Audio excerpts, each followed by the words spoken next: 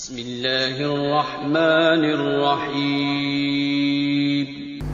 کالا فبما اغویتنی لاقعدن لہم صراطک المستقیم. اے اللہ چونکہ تو نے مجھے گمراہ کر دیا اب میں تیرے سیدھے رستے کے اوپر بیٹھوں. ہم نے اس حوالے سے بھی تھوڑا سا پڑھا تھا. نبی صلی اللہ علیہ وسلم نے ریت کے اوپر ایک لکیر کھینچی, فرمایا ان ھذہ صراطی مستقیم, یہ میرا سیدھا رستہ ہے, فاتبعوہ, اس کی پیروی اختیار کر لو.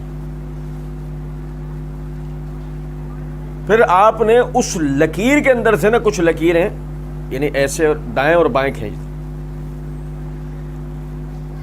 اور فرمایا کہ دوسرے رستوں سے بچنا, ان رستوں سے بچنا. ہر رستے پہ ایک شیطان بیٹھا ہوگا جو تمہیں اپنی طرف بلا رہا ہوگا, دیکھنا اس کی طرف نہ پلٹ جانا, وہ تمہیں جہنم میں لے جائے گا. نبی صلی اللہ علیہ وسلم نے فرمایا سیدھی لکیر کیا ہے؟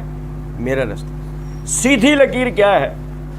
اگر ہم سمجھیں صراط مستقیم کیا ہے, اللہ رب العزت نے ہمیں سمجھایا. ہم نے سورہ فاتحہ میں پڑھا تھا, اللہ رب العزت نے ہمیں سمجھایا صراط الذین انعمت علیہم غیر المغضوب علیہم ولا الضالین.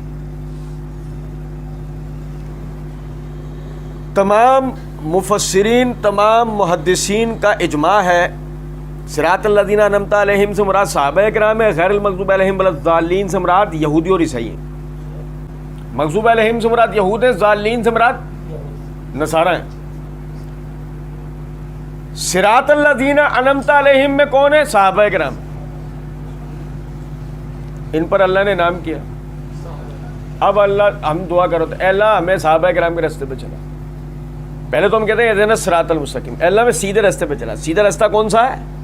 صراط الذین انعمت علیہم. اے اللہ میں صحابہ کرام کے راستے پہ چلا. صحابہ کرام کے کیا تھے؟ یہ سیدھا یہ سمجھنا ہے نا. کیا سمجھنا ہے؟ سیدھا کیا سمجھنا ہے؟ یہ سمجھنا ہے نا. اور اس سے یہ دیکھنا ہے انہوں نے اللہ کے رسول کو کس طرح دیکھا. یہ سیدھا سیدھا ہو گیا نا بالکل. کتنا سیدھی بات ہے یہ. اب مسئلہ سارا یہ ہے کہ شیطان نے کہا فبما اغویتنی, اے اللہ چونکہ تو نے مجھے گمراہ کیا, لاقعدن لہم صراطک المستقیم, اب اس سیدھے رستے پر میں بیٹھوں گا. اب تاک لگا کے سیدھے رستے میں بیٹھوں گا. یہ صحابہ والے, یہ اللہ کے رسول علیہ, یہ سیدھا رستہ اس پر میں بیٹھوں گا. اب میری بات سمجھیں.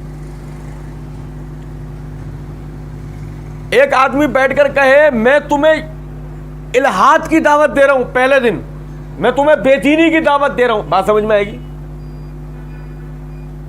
تین مزاجوں کے لوگ ہیں نا نارملی, فوراً غصے میں آ جانے والے, فوراً مذاق پہ اتر آنے والے, اور ہمیشہ سنجیدہ رہنے والے. ایسے ہی نا بھائی.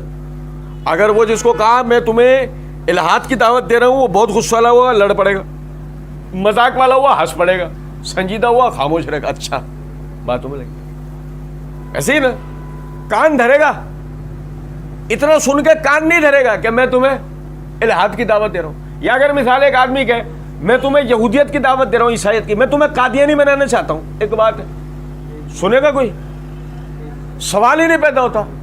لیکن اگر یہ کہا جائے کہ میں تمہیں اسلام بیان کر رہا ہوں اور اسلام کے لیبل میں بتائے الحاد کو, بتائے یہودیت یا عیسائیت کو, بتائے شرک اور کفر کو, مثال ہے لیبل اسلام کا لگا ہے, تو تبھی تو آپ اس کی بات سنو گے نا, ورنہ تو آپ اس کی بات نہیں سنو گے. اب لو جا بھائی تو اپنا کام کر, لکم دینکم ولی دین, آپ تو یہ بات کریں گے نا.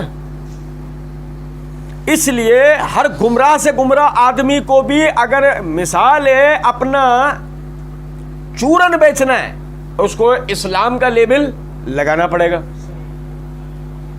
ہو سکتا ہے صرف اسلام کے لیبل لگانے کی حد تک کی بات نہ ہو سکتا ہے اس کو حلیہ بھی وہ بنانا ہو کہ جس سے مسلمان مانوس ہوتے ہیں, اٹریکٹ ہوتے ہیں. مثال ہے وہ امامہ بھی پہن سکتا ہے, وہ داڑھی بھی رکھ سکتا ہے, وہ نورانی سا چہرہ بھی بنا سکتا ہے جس میں اس نے سرما بھی لگایا ہوا ہو, سفید شلوار قمیض پہنا ہوا ہو, سادہ سا خود کو سمٹا ہوا سا رکھا ہوا ہو اس نے. اب یہ جو سمٹا ہوا امامہ داڑھی ہے, اس کو دیکھ کے فوراً ایک عام بندہ بھی اٹریکٹ ہوتا ہے. اور پھر وہ اس کے نتیجے میں جو پھیلائے, جو بتائے, جو سکھائے وہ غیر اسلامی نظریات ہوں تو وہ کامیاب ہو سکتا ہے نا. ابلیس اگر اپنے اصلی روپ میں آپ کے سامنے آ جائے اور کہے میں ابلیس ہوں, یہ ہے گناہ کا رستہ, اس کی پیروی کر لو, کریں گے ہم؟